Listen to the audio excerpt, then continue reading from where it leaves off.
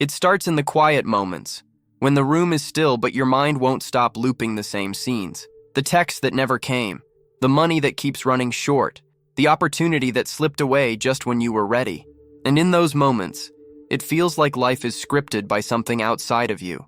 A code you can't quite read, a pattern repeating itself no matter how many times you promise, this time will be different. But what if those patterns aren't punishment? What if they're geometry? Invisible shapes your thoughts are tracing into the field of reality. Every emotion you rehearse, every belief you hold, sketches an angle, a curve, a line, and those lines connect into structures that reality builds upon. You think it's random that similar situations keep appearing, that people treat you in familiar ways, that your fears tend to be right on time. But it's not random, it's resonance. Imagine your mind as a living architect, not of buildings, but of frequencies. Every time you think, I'm always left out, you draw that pattern again. Every time you choose a new thought, even for a second, you bend the geometry. It's not metaphorical. Thought has form. Emotion gives it color. Belief locks it into place. And here's the paradox. You can't change the pattern by fighting it. You can only reshape it by understanding its design. Because once you see the architecture behind your experiences, the way your mind folds space and emotion into structure, you realize something radical. Reality has never been outside you. It's been your reflection, drawn in the silent geometry of your own perception. That's where everything shifts, when you stop reacting to the pattern and start redrawing it. Let's go inside that geometry. Here's where it gets tangible. Every thought you have, whether fleeting or obsessive, creates a frequency pattern in your neural field. But that pattern doesn't stay inside your skull. It ripples outward, like a pebble hitting water, syncing with similar vibrations in the quantum field. That's the real mechanism behind what people call manifestation. It's not about thinking positive, it's about coherence between your inner geometry and the larger fabric of reality. Think of your mind as a holographic grid. Every thought lights up a point on that grid. When those points begin repeating in rhythm, especially when charged with emotion, they form a structure, a kind of energetic architecture that reality uses as a template. The more stable the pattern, the more likely it becomes to translate into physical experience. That's why your familiar emotions keep building familiar worlds. The brain loves repetition. It calls repetition safety. So even when a pattern hurts, scarcity, rejection, invisibility, if it's known, it feels safer than the unknown frequency of freedom. The nervous system anchors the geometry that the mind draws. You can't outthink what your body still believes. Now here's the shift. When you bring conscious awareness, the observer, into the picture, something astonishing happens. Observation collapses possibilities into one visible shape. The quantum field doesn't respond to your desire. It responds to your embodied expectation. Your focus acts like a sculptor's hand. Where you place attention, energy congeals. So when you say, I want abundance, but your body still holds the tension of fear, your geometry is divided. One part of the grid is projecting expansion. Another is contracting around survival. The field reads that incoherence as static, mixed signals, and reality reflects it with half-manifested opportunities or short-lived wins. Reshaping reality begins with aligning the architecture of your thought, emotion, and physiology into one coherent pattern. That's not done by force, but by awareness, by seeing the design you've been unconsciously drawing. And here's the mind-bending truth. The moment you observe the pattern without judgment, you've already started to change it. Observation itself reorganizes energy, because when light, the light of attention, hits an old mental structure, it begins to dissolve. So the real question isn't, how do I manifest what I want? It's, what architecture am I unknowingly sustaining through repetition? And am I willing to redraw it? Because the moment you see the lines clearly, the geometry starts to bend. And what happens when the structure breaks open? When you see that even the most stubborn life pattern can be redrawn from the inside out, that's where the first myth crumbles. The one that's kept so many trapped in invisible cages. The biggest myth, and it's the one that keeps entire lives looping, is this: that reality changes because you work harder at it. That if you just visualize more, affirm louder, or stay positive longer, the universe will finally listen. But that's not how geometry works. You can't redraw a pattern from inside the same angles that created it. You can't demand a new picture while standing in the same emotional posture. Let's bring this down to something real. You're waiting for a message, From someone who once made you feel seen. You've checked your phone 12 times in the last hour, pretending you haven't. You tell yourself you're calm, detached, manifesting the response. But beneath that, your nervous system is vibrating with lack. You're tuned to absence, not connection. The geometry being drawn isn't love, it's waiting. And waiting builds more waiting. Here's the trap. Mental control feels like power, but it's actually resistance wearing a confident mask. The more you try to manipulate the outer form, the message, the money, the timing, the more you reinforce the inner blueprint that says, I don't already have it. And the quantum field, being perfect in symmetry, mirrors that belief exactly. You've probably felt this before. The harder you try to make it happen, the more distorted things become. The person pulls away. The job offer goes silent. The deal almost closes, then doesn't. It's not punishment, it's physics. When your geometry carries tension, it repels coherence. Here's what most people miss. Reality doesn't respond to pressure. It responds to pattern. And the pattern shifts not when you try to create, but when you realize the pattern is already being created by what you're being right now. So instead of asking, how do I get what I want? Ask, what shape am I holding that keeps producing this? Feel it in your body, the contraction, the micro hold in your chest when you anticipate disappointment. That's the exact geometry.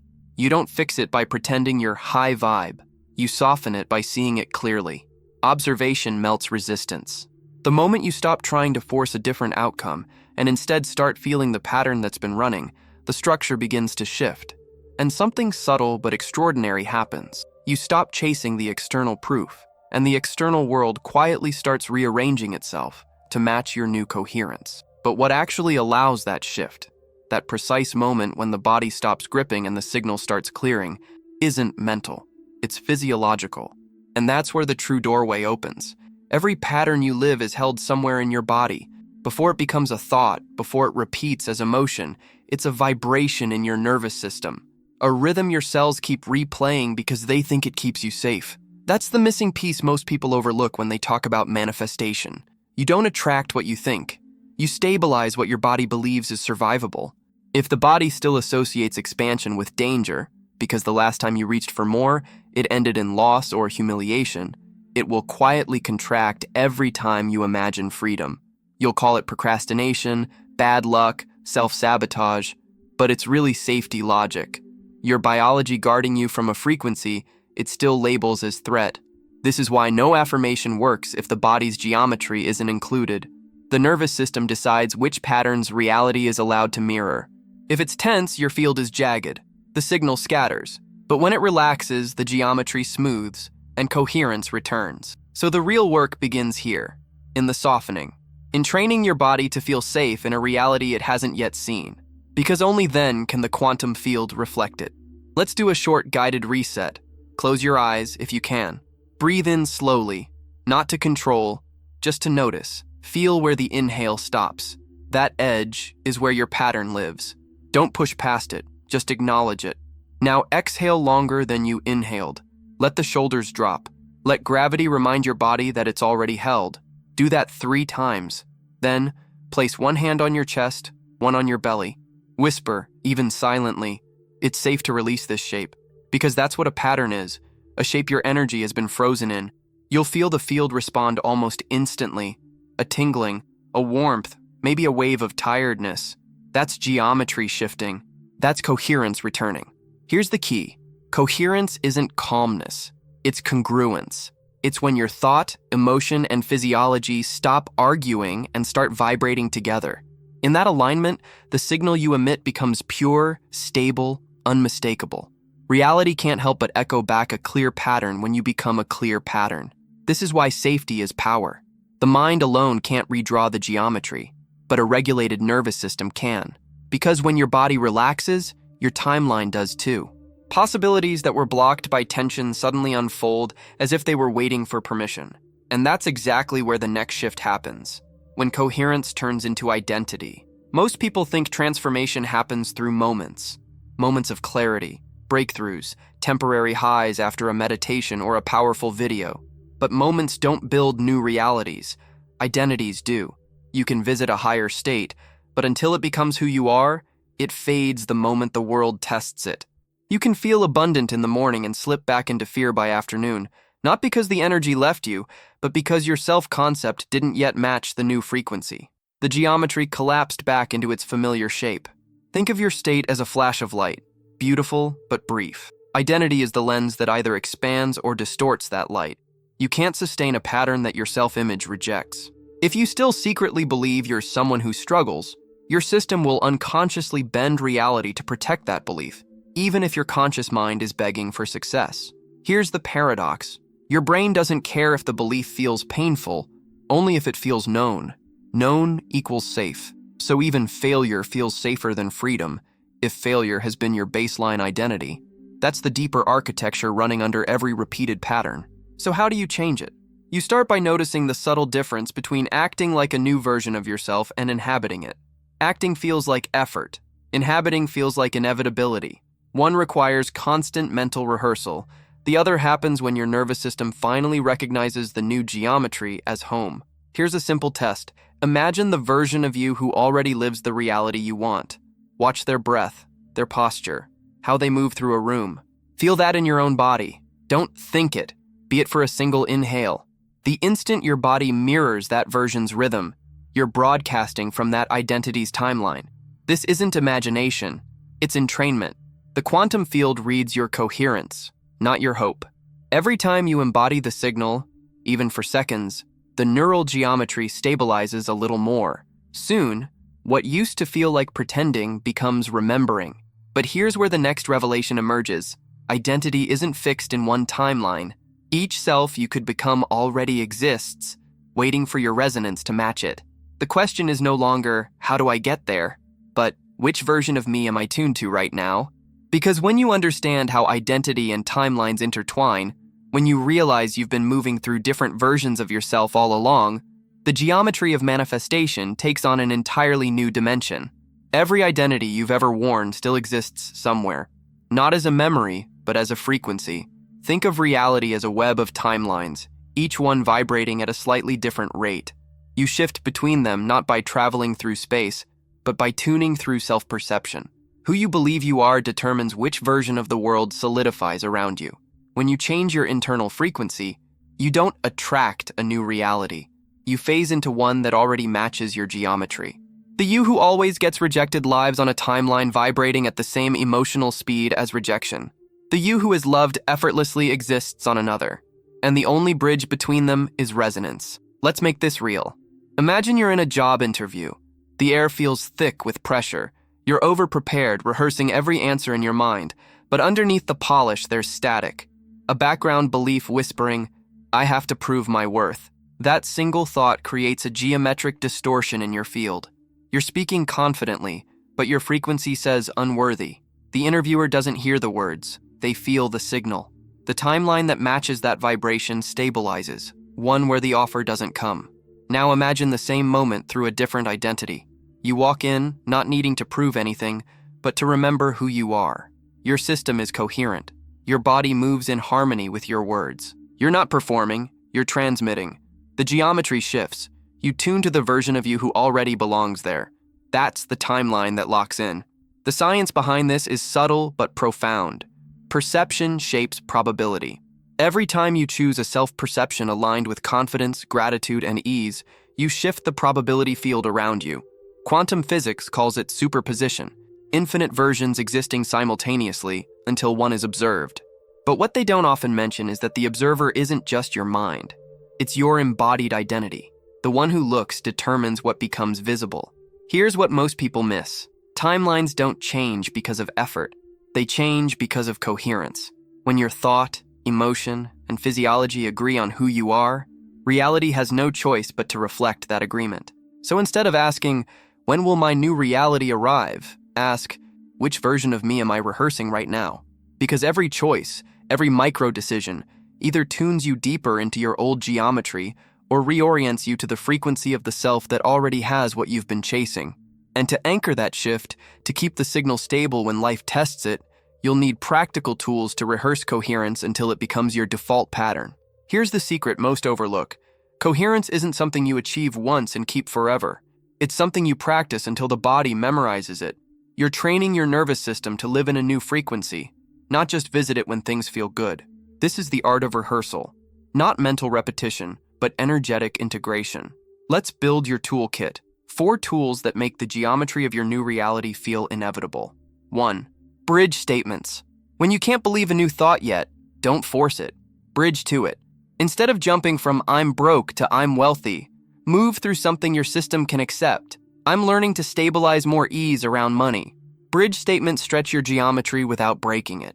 They teach your nervous system that new realities are approachable, not threatening. 2. Somatic anchors. Pick one physical gesture that connects you instantly to your desired identity. It could be pressing your thumb and middle finger together, placing a hand over your chest, or aligning your posture with that version of you who already feels safe and powerful. Each time you do it, breathe into it and let your body remember. This shape equals safety. Over time, the body will automatically activate that geometry the moment you make the gesture. 3. Embodiment drills. Every day choose one ordinary action. Walking, eating, sending an email. And do it as the version of you living your new timeline. Move with their tempo. Speak with their rhythm. Feel how that identity inhabits space. The smallest actions, done in coherence, recalibrate your entire field. You're literally rehearsing a new broadcast frequency. 4. The 5-minute reset. At any point in your day, pause for 5 minutes.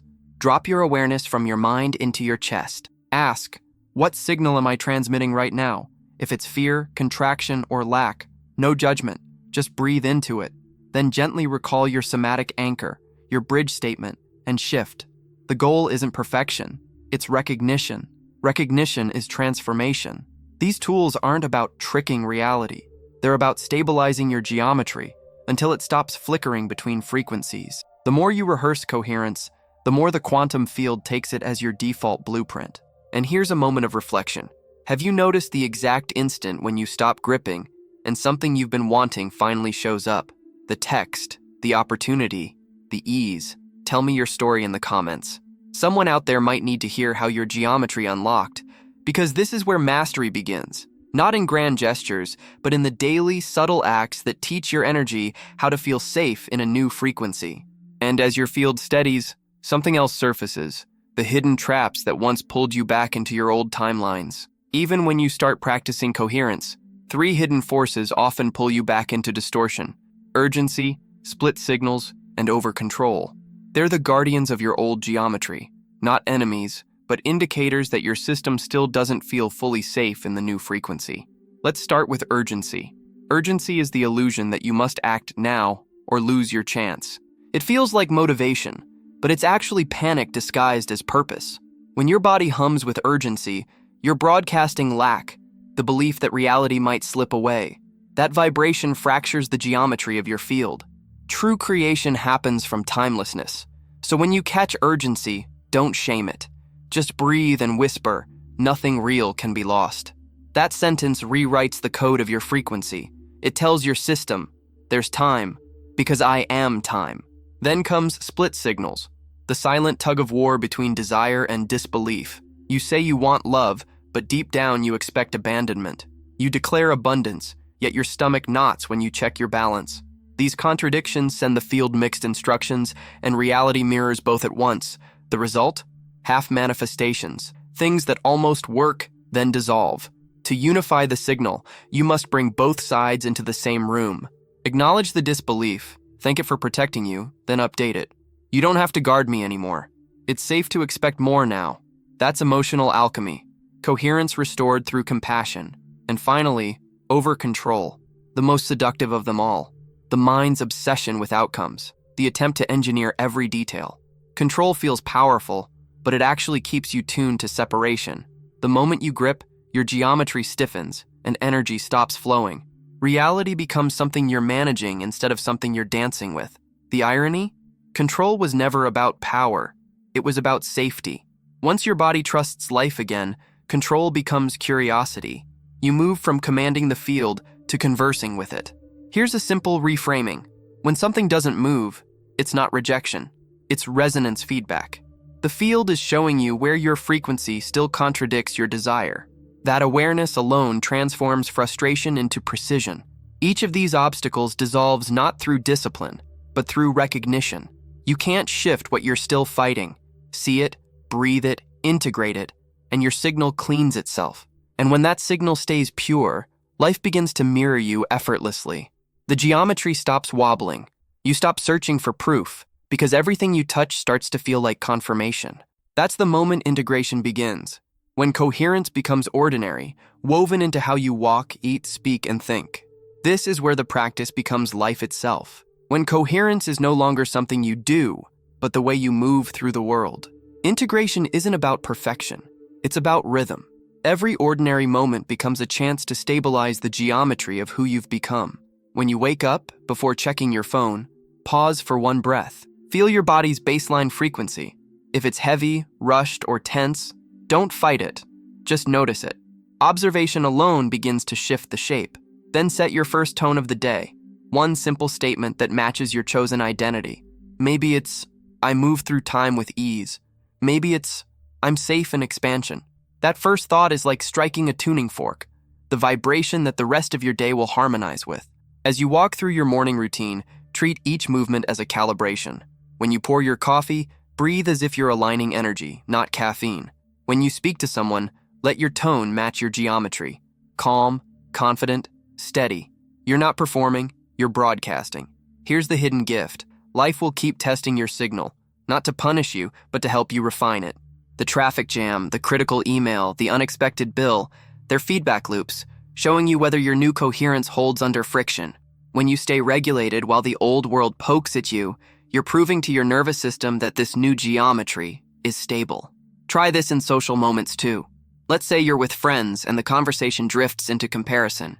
Who's ahead, who's behind, who's winning? Instead of contracting, hold your frequency. Feel the energy in your chest. Smile softly. You're no longer part of that geometry. The field will adjust around you. People might start mirroring your calm without realizing why. That's influence through coherence. Even eating becomes a transmission.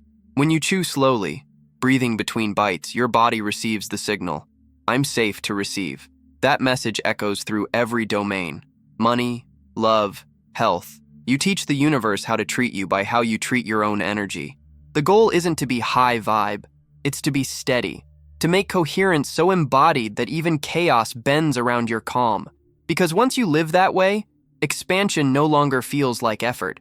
It feels like gravity, the natural pull of a geometry that finally remembers its shape. But there's one more frontier. The moment coherence doesn't just stabilize your day, but starts expanding your entire life field. Your relationships, creativity, health, and purpose. That's where the ripple becomes a wave. When coherence becomes your baseline, the geometry of your life starts expanding beyond personal outcomes. It begins weaving through your relationships, creativity, health, and sense of purpose, touching everything with the same quiet precision. Reality starts to echo back the shape of your inner architecture. You'll notice it first in how you connect with people. The need to be understood dissolves because you're no longer broadcasting distortion. You're not searching for validation. You are validation. Conversations deepen. The people who match your new frequency appear effortlessly, while those anchored in older versions of you gently fade out. There's no drama in it, just resonance doing its work. Then comes creativity. When your mind and body stop fighting, inspiration becomes constant. It's not a burst, it's a current. Ideas, opportunities, and synchronicities arrive with mathematical precision. Not random, but coherent with your geometry. You realize you were never manifesting things. You were clearing the static that once kept you from hearing the field's instructions. Let's bring in a real-world example. You're an artist who's been blocked for months. Every brushstroke feels forced. You sit at your desk, scrolling, comparing, wondering if your gift has run out. Then one morning, instead of pushing, you breathe. You anchor your body. You whisper your bridge statement. It's safe to create without proving anything. Something clicks. Your shoulders drop. You start painting, not for approval, but as a dialogue with the field. Within days, your work feels alive again. People notice. Opportunities resurface. Not because the world suddenly helped, but because your geometry finally allowed movement. This same pattern flows into health. When your inner signal stops vibrating with conflict, your body recalibrates. Cells thrive in coherence.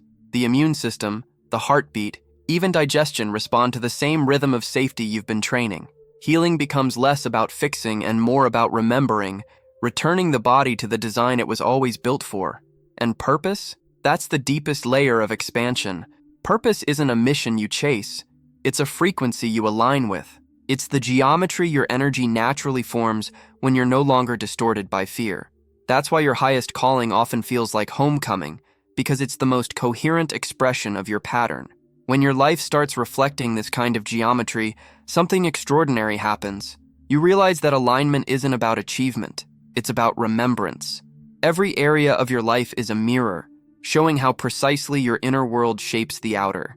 But even this expansion is just the surface. Beneath it lies a subtler intelligence, the universal geometry that your consciousness is a part of. To truly understand what's unfolding, we have to step beyond personal creation and into the existential dimension that holds it all. There comes a point when you realize this isn't just about manifesting experiences. It's about remembering what you are.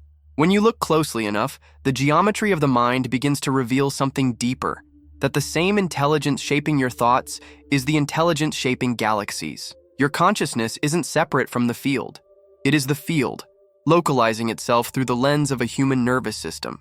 At first, that idea feels abstract, poetic maybe, but stay with it. Every time you observe your inner world and see how reality bends to match it, you're witnessing that universal intelligence in motion. You're not using the law of attraction. You're witnessing the law of coherence that governs everything from atoms to stars. Here's the paradox. Surrender is what activates it. The moment you stop trying to control your geometry, it starts aligning with the larger geometry of life itself. The same way a river doesn't struggle to find the ocean, your consciousness doesn't need to force direction. It naturally flows toward coherence when you stop resisting. That's why the moments of greatest peace often arrive right after giving up the fight. You've probably felt it, that quiet click when something beyond your logic rearranged your path perfectly. You might have called it luck, fate, guidance, or timing, but in truth, it's the quantum field responding to your surrender. It's life recognizing that you've become safe enough to hold the next level of expansion. Spiritual alignment isn't about floating above reality. It's about being so deeply in it that you can feel the pulse of the field through your own heartbeat. It's recognizing that your emotions are the language of that pulse. Joy, sadness, fear, wonder, all of them are vibrational coordinates, not moral grades. When you stop judging your feelings and start listening to them, you hear the larger intelligence speaking through you. And here's the real revelation. The universe isn't testing you. It's mirroring you. With infinite precision, infinite compassion. Every obstacle was a map. Every delay a recalibration.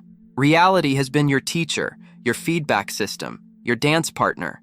So this whole practice, the geometry, the tuning, the embodiment, it isn't about becoming something more. It's about remembering that you already are the intelligence shaping it all. You've never been the small self trying to influence the world. You've been the field remembering itself through form. And when that realization lands, life stops being a game of manifestation and becomes a dialogue with creation itself. But we still need to close the loop, to bring this from the infinite back to the intimate, to show how it all comes together in one clear image you can live by. So here we are, full circle, from thought to frequency, from pattern to geometry, from effort to embodiment. And maybe the most radical truth of all is this. Reality was never something you had to fight to create. It was always something you were sculpting by being. The field around you has no resistance of its own. It simply mirrors the coherence of its architect, you. The clearer your inner geometry, the cleaner the reflection. That's why chasing, forcing, or demanding never worked, because the mirror doesn't respond to movement. It responds to alignment. You don't change the reflection by polishing the glass. You change it by standing differently before it. Imagine this. You walk up to a vast, still lake at sunrise. The surface is perfectly smooth. When you lean in, you see not just your face, but the entire sky mirrored around you. Every color, every gradient. That's the geometry of the mind when it's coherent. The world becomes luminous because your perception finally stopped fracturing the light. And that's the secret hidden in plain sight. The universe doesn't need you to become more, only to remember your own symmetry, to live in such harmony that life itself begins to echo your rhythm. So the next time you catch yourself spiraling into old thoughts, pause. Notice the shape they draw in your chest. Breathe. Redraw. Every moment you do, you're reshaping the grid through which reality expresses itself, because the geometry of the mind isn't fixed. It's fluid, alive, and responsive to your awareness. When you understand that, control becomes irrelevant. You realize creation was never happening out there. It's been happening right here, in every micro choice of attention, every breath of surrender, every frequency you embody. Have you felt that moment, when something you once chased finally arrived the second you stopped reaching for it? Tell me your story in the comments. Someone out there might need to see what reality does when a mind remembers its own design. Because once you understand this mental pattern, you don't just reshape your life, you reshape the mirror of existence itself.